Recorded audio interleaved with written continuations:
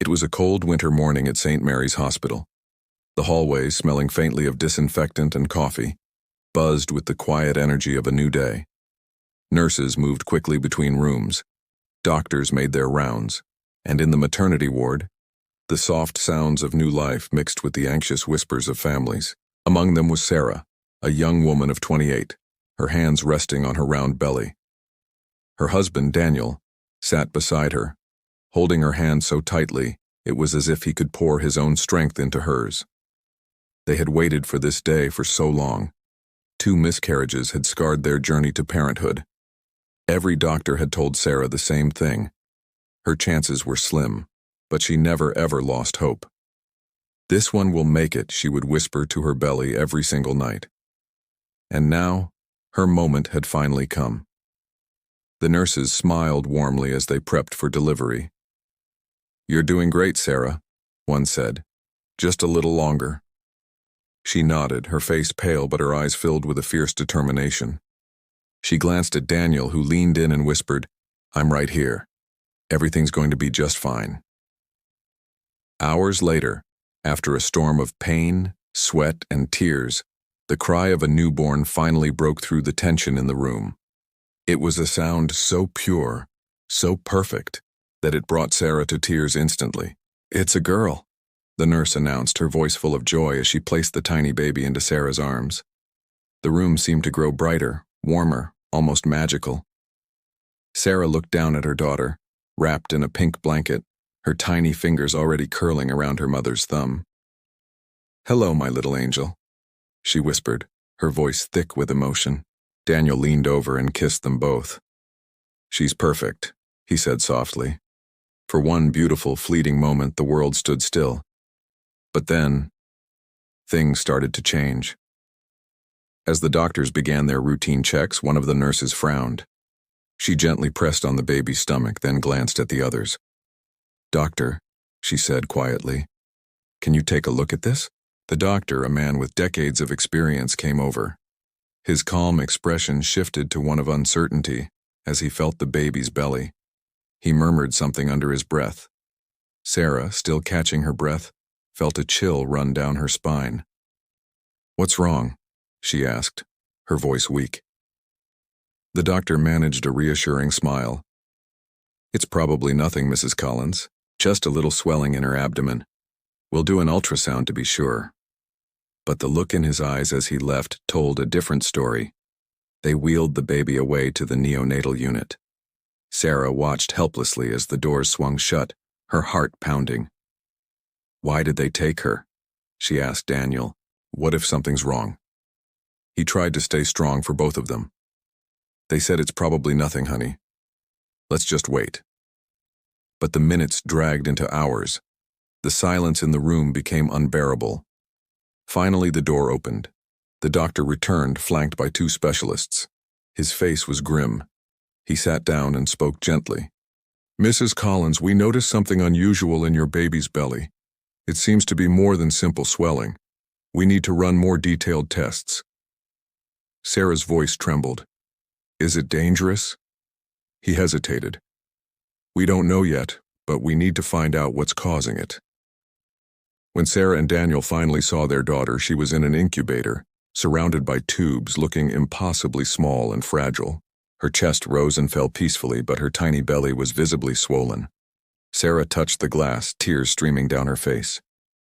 "She's so little," she whispered. "What could possibly be wrong?"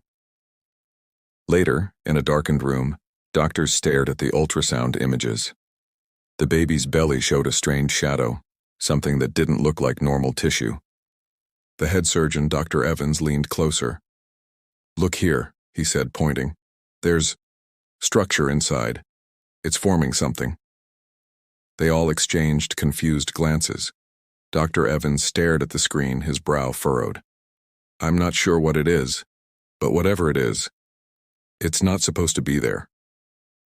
The next morning, Dr. Evans met with Sarah. "We've reviewed the scans," he said carefully. "There's something inside your baby's abdomen that appears to be another form of tissue, possibly something that started developing during the pregnancy." Sarah's world spun. Another form of tissue? What does that even mean? Dr. Evans sighed. It means we need to do surgery to remove it. Tears streamed down Sarah's face. You're saying my baby needs surgery, and you don't even know what you're looking for? The doctor nodded slowly. Yes, but we will find out. As Sarah clung to Daniel, she could barely speak. What if she doesn't make it? She whispered. He pulled her close. She will. She's a fighter, just like her mother. Outside, the snow fell silently. Inside, the doctors prepared for one of the strangest surgeries of their careers, unaware that what they were about to discover would shock the world and change the lives of everyone in that hospital forever. The hospital halls were hushed, filled only with the soft hum of machines and the distant cries of newborns. Sarah sat in her bed, her eyes swollen from a sleepless, tear-filled night. Beside her, Daniel clutched a cold cup of coffee, his gaze lost. Every footstep in the corridor made them jump, hoping for news about their baby girl. Finally, the door creaked open. It was Dr. Evans, his expression calm but grave. We need to perform a detailed scan on your daughter, he said gently. Her condition is stable, but we have to find out what's causing the swelling. Sarah could only nod, a lump forming in her throat. Her heart pounded as they wheeled the tiny infant away. Inside the radiology room, the ultrasound machine hummed to life. As the image appeared on the screen, Dr. Evans froze. He leaned closer, his eyes wide. The nurse beside him gasped, covering her mouth. What is that? She whispered. Dr. Evans's voice was low, filled with disbelief. I don't know. It's moving. Back in the room, Sarah's hands gripped the sheets. Moving. What do you mean moving? But the doctor didn't answer, his brow furrowed in concentration. On the monitor, something was shifting inside the baby's belly, not like gas or fluid, but something solid, something that seemed organized. They ran more tests, blood work, x-rays, another ultrasound. The results only deepened the mystery. The baby's vitals were normal, yet the object inside her stomach simply didn't belong. Later that afternoon, they were called into Dr. Evans's office. The air was heavy. I won't lie to you, he began. We've found something highly unusual inside your daughter's abdomen. It's not a tumor or an infection. It's something we've never seen before in a newborn. Daniel's face went pale. Doctor, what did you see? The doctor hesitated. There appears to be a structure inside her belly. It almost looks like another small body, but it's not living. We need to perform surgery immediately to remove it. Sarah gasped. Another body? Are you saying? Dr. Evans held up a hand. We're not sure, but it is possible it's tissue from a second embryo, a twin that didn't fully develop. Silence descended on the room. Daniel's throat felt tight. Our baby was carrying her twin? The doctor nodded slowly. It's a theory. The condition is called fetus in fetu. It's incredibly rare, something you only read about in medical journals. It's 1 in a million. Sarah broke down, tears streaming down her face. How can this happen? She's not even a day old. Dr. Evans' voice softened. It happens very early in development, before birth. It's tragic, but we must focus on making sure she survives the operation. That evening, the hospital buzzed with anticipation for the emergency surgery. As they wheeled the tiny baby toward the operating room, Sarah followed until a nurse gently stopped her. You can't go any farther, she said softly. Sarah clutched the baby's pink blanket. Please, she whispered, bring her back to me. Hours felt like an eternity. Daniel paced the hallway while Sarah stared at the glowing red light above the surgery room door. Inside, the medical team worked with extreme precision. The baby was incredibly fragile. As Dr. Evans made the incision, everyone leaned in. What they saw left them speechless. My God, he whispered. Inside the baby's belly was a small, formed mass, curled up as if frozen in time. It was undeniable. It was an undeveloped twin. After the successful surgery, the newborn was moved to intensive care. The news spread through the hospital like wildfire. When Dr. Evans finally emerged, he smiled for the first time that day. "She's safe," he said. Sarah collapsed into Daniel's arms, sobbing with relief. The doctor sat with them. "I've never seen anything like this. What we found inside her was her twin." Sarah looked at him, her mind reeling. Her baby girl, a miracle in more ways than one, had carried her own twin. Later, as she stood by the incubator, she touched the glass and whispered, "You carried another life inside you before you even took your first breath." It was a story the doctors would call a medical marvel, a reminder of the profound mysteries life holds. And in that quiet hospital room, the world's most extraordinary baby finally slept in peace. For 3 long sleepless days, Sarah never left her baby's side. After a major surgery, the newborn lay fragile in an incubator, and every beep from the machine sent a wave of panic through her parents. Sarah and her husband, Daniel, were running on empty, their faces etched with exhaustion and fear. Doctors whispered in hallways, their notes a foreign language of medical jargon that offered no comfort. Hope was a flicker in the dark. Then, on the 3rd morning, as dawn painted the sky, a nurse approached with a gentle smile. "Mrs. Collins," she whispered, "your baby's awake." Sarah's heart leaped. She rushed to the incubator. There, her tiny pink daughter was moving her fingers. Her little chest rose and fell in a soft, steady rhythm, and for the first time her eyes fluttered open. She's awake," Sarah gasped, her voice thick with emotion. Daniel wrapped his arm around her, and they watched their little miracle, finally daring to breathe. Later, Dr. Evans entered, his usual clinical expression replaced by a look of awe. "She's responding beautifully," he announced. "Her vitals are strong. She's going to be just fine." Sarah finally broke down, tears of pure relief streaming down her face. "Thank you," she managed to say. The doctor smiled. "If anyone should be thanked, it's her," he said, nodding toward the baby. "She's a survivor." He then paused. "Would you like to know what we found during the surgery?" Dr. Evans pulled out an X-ray and placed it on the light board. He pointed to a faint shape inside the baby's belly. "We thought it was a tumor," he explained. "But during the surgery we discovered it was actually her twin." Sarah and Daniel stared, speechless. "Her twin?" "Yes," the doctor said gently. "An undeveloped fetus. It's an extremely rare condition called fetus in fetu. Somehow during early pregnancy your daughter absorbed her twin. She carried it all this time as if she were protecting it." The news spread like wildfire. Reporters, scientists, and specialists all wanted to see the baby born carrying her twin. Headlines screamed, "A miracle of life." But for Sarah and Daniel, it wasn't about the fame. It was about their daughter who had survived the impossible. When they finally brought her home, they named her Emma, which means whole, or complete. As Emma grew, her laughter filled their home, a constant reminder of their little miracle. Years later, Sarah told Emma the story. Emma listened, wide-eyed. "So, Mommy," she asked softly, "I had a twin inside me?" Sarah smiled. "Yes, sweetheart. You protected them." Emma placed a tiny hand over her heart. "Maybe that's why I'm never scared of being alone," she said. "My twin's still with me right here." Sarah hugged her tightly, tears welling in her eyes. "Yes, my love, always right there." Months passed and little Emma became the pride of St. Mary's Hospital. The story of her birth traveled far beyond the town, beyond the country. It reached medical journals, television shows, and the hearts of people who didn't even know her name.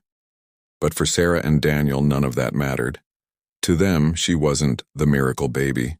She was simply their daughter, a soft giggle in the morning, a tiny hand clutching their fingers, a reminder that love and life could survive anything. Every few weeks, the family visited the hospital for checkups. The nurses would rush to see Emma, all smiles and disbelief. "She looks so healthy," they'd say. Dr. Evans, who had once feared she wouldn't survive, now couldn't stop smiling whenever he saw her. "She's growing faster than I expected," he'd say proudly. It's as if she knows she's got something to prove. One day, after Emma's final medical review, Dr. Evans invited Sarah and Daniel to his office. On his desk were two photos, one of Emma's first scan, showing the strange shape inside her belly, and another of her smiling at 6 months old. He leaned back in his chair and said softly, "I've seen many things in my years of medicine, pain, loss, and miracles. But this is something I still can't explain fully. Your daughter isn't just lucky, Sarah. She's one in millions. She's proof that life sometimes finds a way where logic says it shouldn't." Sarah smiled through tears. "I think God wanted her to carry love before she even learned to walk." Dr. Evans nodded. Maybe that's what it was. Love in its purest form. That evening, when they returned home, Sarah carried Emma into her nursery. The sun was setting outside, painting the walls golden. The room was quiet except for the baby's soft breathing. Sarah placed her in the crib and sat beside her, brushing her tiny hair gently. "You know, Emma," she whispered, "when you were born, everyone was afraid. Even the doctors didn't understand what was happening. But you were calm. You were carrying something no one else could. A piece of another soul." Emma blinked up at her mother, her eyes bright and curious. She reached out her hand and Sarah pressed her finger into her daughter's tiny palm. "You carried your twin with you," she continued softly. "You carried love before you even took your first breath. Maybe that's why your heart is so strong." Daniel entered the room quietly and placed his hand on Sarah's shoulder. "You're telling her the story again?" he asked with a smile. Sarah nodded. "She needs to know. She's not just part of a miracle, she is the miracle." Daniel chuckled softly. "She's going to grow up and think she's some kind of superhero." Sarah smiled. "Maybe she is." Years passed. Emma grew into a bright, kind-hearted child. Her laugh filled every room she entered, and people couldn't help but feel lighter when she was around. Whenever Sarah looked at her, she remembered those terrifying days at the hospital. The fear, the sleepless nights, the shock on the doctors' faces. And then she remembered the moment her baby opened her eyes for the first time alive and whole. One afternoon, when Emma was about 6 years old, Sarah found her sitting in the garden holding a dandelion. "Mommy," she asked innocently, "did I really have a twin inside me?" Sarah nodded, sitting down beside her. "Yes, sweetheart, you did." Emma smiled and blew on the dandelion, watching the white seeds float into the air. "Then maybe that's why I like the stars," she said softly. "Because someone up there is watching me." Sarah's heart swelled. She wrapped her arms around her daughter and whispered, "You're right. Your twin is always with you, in every heartbeat, every laugh, every dream." That night, when the house was quiet, Sarah took out an old wooden box from her drawer. Inside were the ultrasound photos, the hospital bracelet, and the newspaper article with the headline, "Doctors amazed by baby born carrying her twin, a true miracle of life." She looked at the article for a long time, then smiled and placed it back in the box. The world had called it science. The doctors had called it rare. But for her, it was something deeper, a story of love before life. Many years later, when Emma grew older, she followed in Dr. Evans's footsteps. She became a doctor herself, inspired by the story of her own birth. In her office, she kept one framed photo, the first ultrasound that once shocked the world. Beneath it, a small handwritten note read, "Sometimes miracles begin inside the smallest hearts." And every time a worried mother came to her, afraid for her child, Emma would hold her hand and say with a gentle smile, "Don't lose faith. Life has a way of surprising us. I'm living proof of that." Even decades later, doctors still spoke about the case. Some called it the impossible birth. Others said it was divine. But everyone agreed on one thing. It reminded them that medicine could explain the body, but not the mystery of the human soul. Because deep inside that tiny newborn, once upon a time, two hearts had beaten, one for life and one for love. And that love had carried on.